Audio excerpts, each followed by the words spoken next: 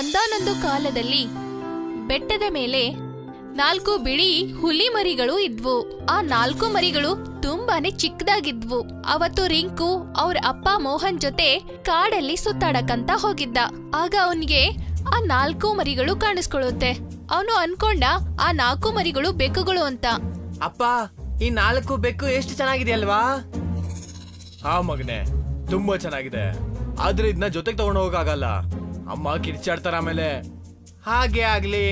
ಹಾಗಿದ್ರೆ ನಾನು ಸ್ವಲ್ಪ ಹೊತ್ತು ಇದ್ರ ಜೊತೆ ಆಟ ಆಡ್ತೀನಿ. ರಿಂಕು ಆ 4 ಮರಿಗಳ ಜೊತೆಗೆ ಸ್ವಲ್ಪ ಹೊತ್ತು ಆಟ ಆಡ್ತಾನೆ. ಸಂಜೆ ಆಗ್ತಿದ್ದಂಗೆ ರಿಂಕು ತಂದೆ ಹೇಳ್ತಾರೆ, ಮಗನೆ ರಿಂಕು, ಹೊರಡೋಣ ಈಗ. ನಾವು ಇನ್ನೂ ತುಂಬಾ ದೂರ ಹೋಗ್ಬೇಕು. ರಾತ್ರಿ ಹೊತ್ತಲ್ಲಿ ದಾರಿ ದಾಟೋದು ತುಂಬಾ ಕಷ್ಟ ಆಗುತ್ತೆ. ಹೌದಾ? ಸರಿ ಅಪ್ಪಾಜಿ, ನೀವ್ ಹೇಳ್ದಾಗೆ ಆಗ್ಲಿ. ಹಾ ಮಗನೆ, ನಿರಾಸೆ ಆಗ್ಬೇಡ. ಬಾ, ನಾವೀಗ ಹೊರಡೋಣ. ರಿಂಕು ಮತ್ತೆ ಮನೋಜ್ ಅಲ್ಲಿಂದ ಹೊರಟು ಹೋಗ್ತಾರೆ. ಆ 4 ಮರಿಗಳು ರಿಂಕುನ್ನೇ ನೋಡ್ತಾ ಇದ್ವು. ರಾತ್ರಿ ಆಗ್ಬಿಡುತ್ತೆ. ರಿಂಕು ಮತ್ತೆ ಮನೋಜ್ ಬೆಟ್ಟದಿಂದ ಕೆಳಗಿಳಿದು ತಮ್ಮ ಊರಿಗೆ ತಲುಪಿಟ್ಟಿರ್ತಾರೆ. ಅಮ್ಮ, ನಿಮಗ್ ಗೊತ್ತಾ, ನಾನಿವತ್ತು ಬೆಟ್ಟದಲ್ಲಿ 4 ಬೆಕ್ಕಿ ಜೊತೆ ತುಂಬಾ ಚೆನ್ನಾಗಿ ಆಟ ಆಡ್ದೆ. ಹೌದಾ? ಜೊತೆಗೆ ಮನೆಗೇನ್ ತಗೊಂಡ್ ಬರ್ಲಿಲ್ಲ ತಾನೆ? ಇಲ್ಲ, ನಾನ್ ಮೊದ್ಲೇ ಬೇಡ ಅಂತ ಹೇಳ್ದೆ ಮಾಲ್ತಿ. ನೋಡಿದೆ ರಿಂಕು, ನಾನ್ ಮೊದ್ಲೇ ಹೇಳಿದ್ದೆ ತಾನೆ ಅಮ್ಮ ಬೈತಾರೆ ಅಂತ.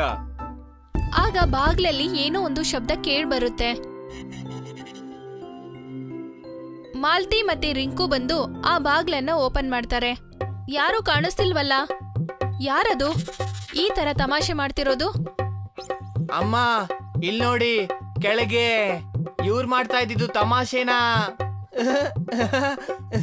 ಅಯ್ಯೋ ದೇವ್ರೆ, ಏನು ಇದೆಲ್ಲ? ಅಯ್ಯೋ ದೇವ್ರಲ್ಲ ಅಮ್ಮ, ಬೆಕ್ಕು ಇದು. ಬನ್ನಿ ಬನ್ನಿ, ಒಳಗ್ ಬನ್ನಿ. 4 ಮರಿಗಳು ಮನೆ ಒಳಗಡೆ ಬರುತ್ತೆ. ಅಯ್ಯೋ, ಇವುಗಳು ಇಲ್ಲಿಗೆ ಹೇಗ್ ಬಂತು? ನಾನ್ ಹಿಂದೆ ತಿರ್ಗಿ ನೋಡಿದಾಗ ನಮ್ ಹಿಂದೆ ಯಾರು ಇರ್ಲಿಲ್ವಲ್ಲ. ಇವು ನಮ್ಮನ್ನ ಹಿಂಬಾಲ್ಸ್ಕೊಂಡೇ ಬಂದಿರ್ಬೇಕು. ಅಮ್ಮ, ನಂಗೆ ಇವುಗಳಂದ್ರೆ ತುಂಬಾ ಇಷ್ಟ. ನಾನ್ ಇವುಗಳನ್ನ ನಮ್ ಮನೇಲಿ ಇಟ್ಕೋಬಹುದಾ ಅಮ್ಮ? ರಿಂಕು ಅವರ ತಾಯಿ, ಒಪ್ಕೊಳಮ್ಮ. ಮಗು ಎಷ್ಟೊಂದು ಪ್ರೀತಿಯಿಂದ ಆಸೆಯಿಂದ ಕೇಳ್ತಾ ಇದೆ. ಆಯ್ತು, ಈ ಮರಿಗಳನ್ನ ಇಟ್ಕೊಂಡು ನೀವು ಸಾಕಿ. ಆದ್ರೆ ಇದನ್ನ ನೋಡ್ಕೊಳ್ಳೋದು, ಸ್ನಾನ ಮಾಡೋದು ಇಲ್ಲ, ಇದನ್ನೆಲ್ಲ ನೀವೇ ಇಬ್ರು ಮಾಡ್ಬೇಕು. ನಾ ಈಗ್ಲೇ ಹೇಳ್ತಾ ಇದ್ದೀನಿ. ಸರಿ ಅಮ್ಮ, ನಾನ್ ಜೋಪಾನವಾಗಿ ನೋಡ್ಕೋತೀನಿ. ಈ ತರ 4 ಮರಿಗಳನ್ನ ಮನೆಯಲ್ಲಿ ಸಾಕೋಕೆ ಅವರಮ್ಮ ಒಪ್ಪಿಗೆ ಕೊಡ್ತಾರೆ. ರಂಗೀನ್ಪುರದಲ್ಲಿ ಈ ಊರಲ್ಲಿ ಹವಾಮಾನದ ತುಂಬಾನೇ ಸಮಸ್ಯೆ ಆಗಿತ್ತು. ಕಾಲಕ್ಕೆ ತಕ್ಕಂತೆ ಹವಾಮಾನದ ವಾತಾವರಣ, ಇದರಿಂದಾಗಿ ಬೆಳೆಗಳು ಬರ್ತಾ ಇರ್ಲಿಲ್ಲ. ಹೀಗೆ 1 ವರ್ಷ ಕಳೆದು ಹೋಯ್ತು. ಈ 4 ಮರಿಗಳು ಈಗ ದೊಡ್ಡದಾಗಿವೆ. ಯಾರಿಗ್ ಗೊತ್ತು ಇವು ಹುಲಿಗಳಂತ? ವಿದ್ಯುತ್, ಜ್ವಾಲಾ, ಪವನ್, ತರಲ್, ನೀವ್ ಯಾವಾಗ್ಲೂ ಕೂಡ ನನ್ ಜೊತೆನೇ ಇರ್ಬೇಕು. ನೀವೆಲ್ಲ ಯಾವಾಗ ಈ ಊರಿಗೆ ಬಂದ್ರು, ಮಳೆ ಎಲ್ಲ ಸರಿಯಾದ ಸಮಯಕ್ಕೆ ಬರ್ತಾ ಇದೆ. ಹಾಗೆ ವ್ಯವಸಾಯ ಕೂಡ ಚೆನ್ನಾಗಾಗ್ತಾ ಇದೆ. ಈಗ ನಮ್ಗೆ ಯಾವುದೇ ಸಮಸ್ಯೆ ಕೂಡ ಇಲ್ಲ. ಹಾ, ಈ ಮಾತು ಸರಿಯಾಗಿ ಹೇಳ್ದೆ ನೀನು. ಈ 4 ಪ್ರಾಣಿಗಳಿಗೆ ನೀನ್ ಸರಿಯಾಗಿನೇ ಹೆಸರಿಟ್ಟಿದೀಯ. ಖಂಡಿತ ಈ 4 ದೊಡ್ಡ ಪ್ರಾಣಿಗಳೇ ಇರ್ಬೇಕು. ಈ ಊರಿಗೆ ಏನೋ ಉಪಕಾರ ಆಗಕ್ಕೆ ರಿಂಕು ಇಂದ ಅವು ಇಲ್ಲಿಗೆ ಬಂದಿರ್ಬೇಕು. ಹಾ, ಖಂಡಿತವಾಗ್ಲೂ ಸರಿಯಾಗಿ ಹೇಳ್ತಾ ಇದ್ಯಾ. ಆದ್ರೆ ನಾವ್ ಇದನ್ನ ಎಲ್ಲಿಗೂ ಕರ್ಕೊಂಡು ಹೋಗಕ್ಕಾಗಲ್ಲ. ಇದೇ ದೊಡ್ಡ ಸಮಸ್ಯೆ ಆಗಿದೆ. ಜನ ಇದನ್ನ ನೋಡಿ ಹೆದರ್ಕೊಂಡು ಊರಿಂದ ದೂರ ತಗೊಂಡು ಹೋಗಕ್ ಹೇಳ್ತಾರೆ. ಅದಕ್ಕೆ ನಾವ್ ಇವುಗಳನ್ನ ಬಚ್ಚಿಡ್ಲೇಬೇಕಾಗುತ್ತೆ. ಇದನ್ನೆಲ್ಲ ಕೇಳಿಸ್ಕೊಂಡು ಆ 4 ಪ್ರಾಣಿಗಳು ಅವನನ್ನ ನೋಡ್ತಾವೆ. ಇಲ್ಲ, ನೀವುಗಳೆಲ್ಲ ಎಲ್ಲಿಗೂ ಹೋಗಲ್ಲ. ಅವ್ರು ಏನ್ ಬೇಕಾದ್ರೂ ಹೇಳ್ಕೊಳ್ಳಿ ಬಿಡಿ. ನಾನ್ ನಿಮ್ನೆಲ್ಲ ಎಲ್ಲಿಗೂ ಹೋಗೋದಕ್ ಬಿಡಲ್ಲ. ರಿಂಕು ಅಪ್ಪ ಅಮ್ಮನ್ಗೆ ಅನ್ಸುತ್ತೆ ರಿಂಕು ಆ 4 ಪ್ರಾಣಿಗಳನ್ನ ಆಚೆ ಕರ್ಕೊಂಡು ಹೋಗಲ್ಲ ಅಂತ. ಆದ್ರೆ ಅವ್ರಿಗೆ ಇದು ಗೊತ್ತಿರ್ಲಿಲ್ಲ, ಪ್ರತಿ ರಾತ್ರಿ ರಿಂಕು ಆ 4 ಪ್ರಾಣಿಗಳನ್ನ ಸುತ್ತಾಡಕ್ಕೆ ಅಂತ ಹೊರಗೆ ಕರ್ಕೊಂಡು ಹೋಗ್ತಾ ಇದ್ದ. ಇವತ್ತು ಕೂಡ ರಾತ್ರಿ ಹೀಗೆ ಆಗ್ತಾ ಇತ್ತು.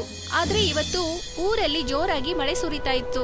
ಅಯ್ಯೋ, ಇವತ್ತು ಎಷ್ಟೊಂದ್ ಜೋರಾಗಿ ಮಳೆ ಬರ್ತಾ ಇದೆ. ವಿದ್ಯುತ್, ಒಂದ್ ಕೆಲ್ಸ ಮಾಡೋಣ, ನಾವೀಗ ಮನೆಗೆ ಹೋಗೋಣ. ವಿದ್ಯುತ್ ಮತ್ತೆ ಉಳಿದ ಪ್ರಾಣಿಗಳು ರಿಂಕು ಜೊತೆ ಮನೆಗೆ ವಾಪಸ್ ಹೊರಡ್ತವೆ. ಆಗ ಅಚಾನಕ್ ಆಗಿ ವಿದ್ಯುತ್ ರಿಂಕು ಅನ್ನ ಕೆಳಗ್ ಬೀಳಿಸುತ್ತೆ. ರಿಂಕು ಮೂರ್ಛೆ ತಪ್ಪಿ ಹೋಗಿ ಕೆಳಗ್ ಬೀಳುತ್ತಾನೆ. ಆಗ ಒಂದು ಸಿಡಿಲು ವಿದ್ಯುತ್ ಮೇಲೆ ಬೀಳುತ್ತೆ. ಅದರಿಂದ ವಿದ್ಯುತ್ಗೆ ಏನೂ ಆಗಲ್ಲ. ಆ ಪ್ರಾಣಿಗಳು ರಿಂಕುವನ್ನ ಎತ್ಕೊಂಡು ಬೇಗ ಮನೆಗೆ ಹೋಗ್ತವೆ. ಆ 4 ಪ್ರಾಣಿಗಳು ಅಲ್ಲಿಂದ ಹೊರಟು ಹೋದ್ಮೇಲೆ ಅದೇ ಜಾಗದಲ್ಲಿ ಒಬ್ಬ ವ್ಯಕ್ತಿ ಬಂದು ನಿಂತ್ಕೊಳ್ತಾನೆ. ಹಾಗಿದ್ರೆ ಈ 4 ಹುಲಿಗಳು ಇಲ್ಲಿಗೆ ಬರ್ತಾವ? ಆಕಾಶ, ಭೂಮಿ, ಅಗ್ನಿ, ಜಲ ಈ ತತ್ವಗಳಿಂದ ಹುಟ್ಟಿರೋ ಈ ದಿವ್ಯವಾದ ಹುಲಿಗಳು ಎಷ್ಟು ವರ್ಷದಿಂದ ಹುಡುಕ್ತಾ ಇದ್ದೀನಿ, ಆದ್ರೆ ಅವುಗಳು ಇವಾಗ ಸಿಕ್ತು. ಒಳ್ಳೇದಾಯ್ತು, ಇವುಗಳು ಎಲ್ಲಿರ್ತವೆ ಅಂತ ಗೊತ್ತಾಯ್ತಲ್ಲ. ಇವುಗಳನ್ನ ಹಿಡಿಯೋದು ತುಂಬಾ ಸುಲಭ ಆಗುತ್ತೆ. ಮಾರನೇ ದಿನ ರಿಂಕು ತನ್ನ ಮನೆಯಲ್ಲಿ ವಿಶ್ರಾಂತಿ ತಗೋತಾ ಇರ್ತಾನೆ. ಅವನು ಎಚ್ಚರ ಆದಾಗ, ಅಮ್ಮ ಅಮ್ಮ ಮಗನೇ, ರಿಂಕು ನೀನೆಲ್ಲ ಹೊರಟೋಗಿದ್ದೆ ನಿನ್ನೆ? ಆ ಪ್ರಾಣಿಗಳು ನಿನ್ನನ್ನ ತರ್ದೇ ಹೋಗಿದ್ರೆ ನಮಗೇನೋ ಗೊತ್ತೇ ಆಗ್ತಾ ಇರ್ಲಿಲ್ಲ ರಿಂಕು. ಮಗನೇ, ಇನ್ ಮುಂದೆ ನಮ್ಗೆಲ್ಲ ಹೇಳ್ದೆ ಎಲ್ಲಿಗೂ ಹೋಗ್ಬೇಡ ನೀನು. ಅಲ್ಲ, ಅಷ್ಟಕ್ಕೂ ನಿನಗೆ ಏನಾಯ್ತು? ಇದ್ದಕ್ಕಿದ್ದಾಗೆ ಹೇಗ್ ಪ್ರಜ್ಞೆ ತಪ್ಪೋದೆ? ರಿಂಕು ನೆನಪು ಮಾಡ್ಕೊಳ್ತಾನೆ ಆ ಸಮಯದಲ್ಲಿ ಏನಾಗಿತ್ತು ಅಂತ. ವಿದ್ಯುತ್ ಕೆಳಗಡೆ ಬೀಳಿಸಿದ್ದನ್ನ ರಿಂಕುಗೆ ನೆನ್ಪಾಗುತ್ತೆ. ಉಳಿದ 3 ಪ್ರಾಣಿಗಳು ಅವನ್ ಮೇಲೆ ಇದ್ವು ಅಂತ. ನನಗೆ ನೆನ್ಪಿಲ್ಲ ಅಪ್ಪಾಜಿ. ನಾನು ಸುತ್ತಾಡಕ್ಕೆ ಅಂತ ಹೋಗಿದ್ದೆ, ಆಗ್ಲೇ ಏನೋ ಆಗೋಯ್ತು. ಮತ್ ನಾನು ಇವಾಗ ಕಣ್ಬಿಟ್ಟಾಗ ನಾನು ಇಲ್ಲಿದ್ದೀನಿ. ಆಗ ಅಲ್ಲಿಗೆ ಹಿಂದಿನ ರಾತ್ರಿ ಬಂದಿರೋ ವ್ಯಕ್ತಿ ಅಲ್ಲಿಗೆ ಬರ್ತಾನೆ. ಸುಳ್ಳು ಹೇಳೋದು ತಪ್ಪು ಕಣಪ್ಪ. ಯಾಕೆ ಹೇಳ್ತಲ್ಲ ನಿಮ್ಮ ತಂದೆ ತಾಯಿಗೆ ಏನಾಯ್ತು ಅಂತ? ನೀವ್ಯಾರು? ಮತ್ತೆ ಇದ್ದಕ್ಕಿದ್ದಾಗ ಮನೆಯೊಳಗಡೆ ಹೇಗ್ ಬಂದ್ರಿ? ನಾನೊಬ್ಬ ರಾಕೀರು. ಹೆಸರಂತೂ ವಿಚಿತ್ರವಾಗಿದೆ. ಹೆಸರೇ ಆಗಿರ್ಲಿ, ಏನ್ ಕೆಲ್ಸ ಹೇಳಿ? ಇಲ್ಲಿಗೆ ಯಾಕೆ ಬಂದಿದ್ದು? ನೆನೆ ನೀವು ಅಲ್ಲೇನ್ ನೋಡಿದ್ರಿ ಅಂತ ಹೇಳಿ. ಹಾಗಿದ್ರೆ ಮೊದ್ಲು ನನ್ನ ಹೆಸರೇ ಹೇಳ್ಬಿಡ್ತೀನಿ. ನನ್ನ ಹೆಸರು ರಘುರಾಜ್ ಅಂತ. ನಾನು ಈ ಹುಲಿಗಳ ಕಾರಣದಿಂದ ಇಲ್ಲಿಗೆ ಬಂದಿದ್ದು. ನಿನ್ನೆ ನಾನ್ ನೋಡ್ದೆ, ನಿಮ್ ಮಗ ಹುಲಿಗಳ ಜೊತೆ ಕಾಡಲ್ಲಿ ಸುತ್ತಾಡ್ತಾ ಇದ್ದ. ಮತ್ತೆ ಇದ್ದಕ್ಕಿದ್ದಾಗೆ ಒಂದು ಹುಲಿ ನಿಮ್ ಮಗನ್ನ ತಳ್ಳಿ ಬೀಳಿಸ್ಬಿಡ್ತು. ಇಲ್ಲ ಅಮ್ಮ, ಅದು ಬೀಳ್ಸಿಲ್ಲ, ನಾನೇ ಕಾಲ್ ಜಾರಿ ಬಿದ್ದಿದ್ದು. ನಿಮ್ಗೆ ಹುಲಿಗಳ ಬಗ್ಗೆ ಹೇಗ್ ಗೊತ್ತು? ನಾವು ಅವುಗಳನ್ನ ಸಾಕಿದೀವಿ. ಅವೇನು ಅಂತ ನಮಗ್ ಚೆನ್ನಾಗ್ ಗೊತ್ತು. ನಾನೇನು ಸುಳ್ಳು ಹೇಳ್ತಾ ಇಲ್ಲ. ಇವುಗಳೇನು ಸಾಮಾನ್ಯವಾದ ಹುಲಿಗಳಲ್ಲ, ದಿವ್ಯವಾದ ಹುಲಿಗಳು. 4 ತತ್ವಗಳ ಪ್ರತೀಕ ಇದು. ಇವುಗಳ ಕಾರಣದಿಂದ ನಿಮ್ಮ ಬಂಜರು ಜಮೀನು ಮತ್ತೆ ಬರಗಾಲ ಎಲ್ಲ ನಿವಾರಣೆ ಆಗ್ತಾ ಇರೋದು. ಹಾಗಿದ್ರೆ ನೀವು ಇವುಗಳ ಬಗ್ಗೆ ಯಾಕೆ ಕೆಟ್ಟದಾಗ ಮಾತಾಡ್ತಾ ಇದ್ದೀರಾ?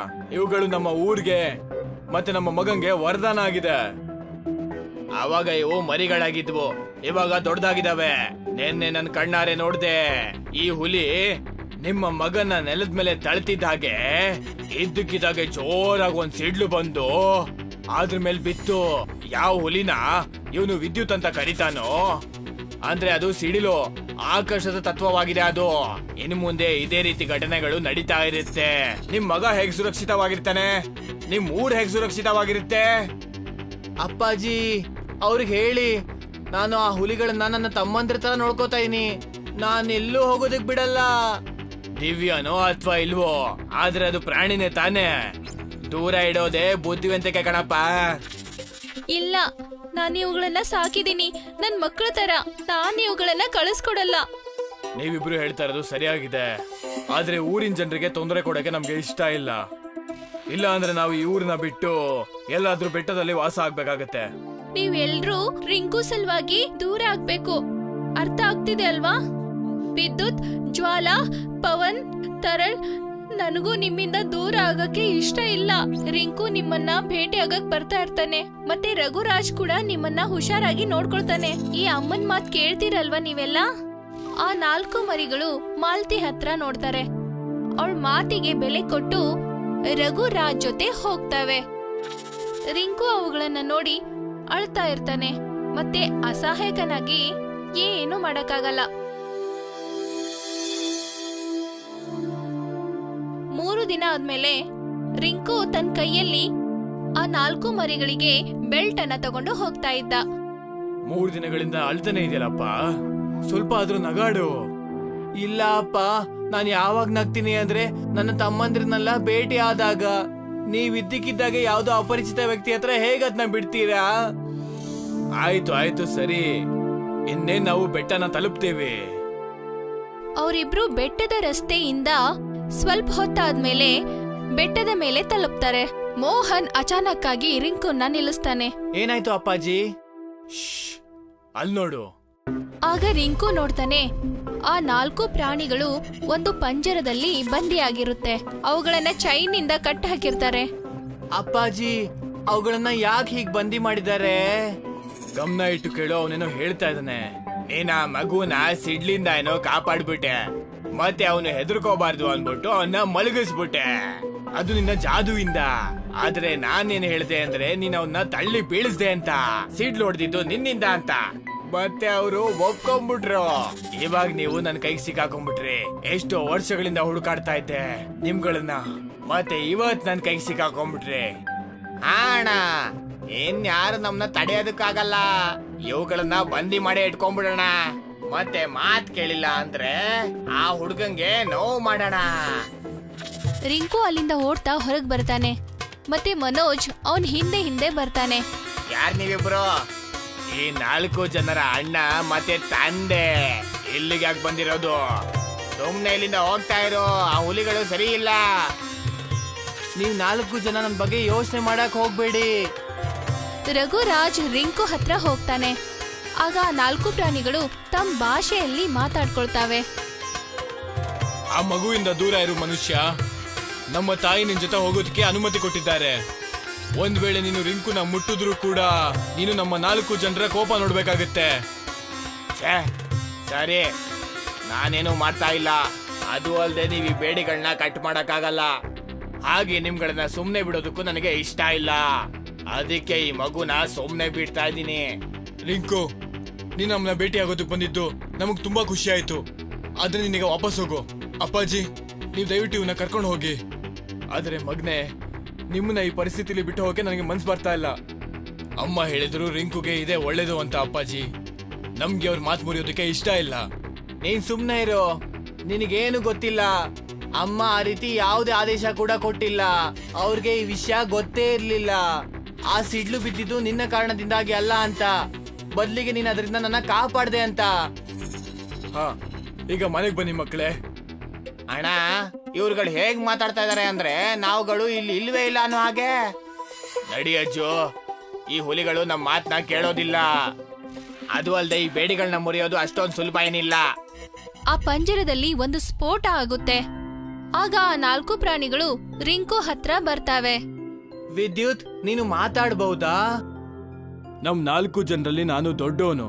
ಮತ್ ಕೇವಲ ನಾನು ಕೆಲವು ದಿನಗಳ ಹಿಂದೆ ಮಾತಾಡೋಕೆ ಕಲ್ತಿದ್ದು. ಬನ್ನಿ ಮಕ್ಳೇ, ಈಗ ಮನೆಗೆ ಹೋಗೋಣ. 4 ಪ್ರಾಣಿಗಳು ರಿಂಕು ಜೊತೆ ಮನೆಗೆ ಹೋಗ್ತಾವೆ. ಇದರಿಂದ ಗೊತ್ತಾಗುತ್ತೆ ಪ್ರಾಣಿ ಮತ್ತೆ ಮನುಷ್ಯರಲ್ಲಿ ಭೇದ ಭಾವ ಇಲ್ಲ ಅಂತ. ಇಲ್ಲಿ ಪ್ರೀತಿ ಪ್ರೇಮದ ವಿಷಯ ಬಂದ್ರೆ ಇಲ್ಲಿ ಪ್ರಾಣಿಗಳು ಮತ್ತು ಮನುಷ್ಯರು ಒಂದೇ ಕುಟುಂಬದವ್ರ ತರ ಇರ್ಬೇಕಲ್ವಾ?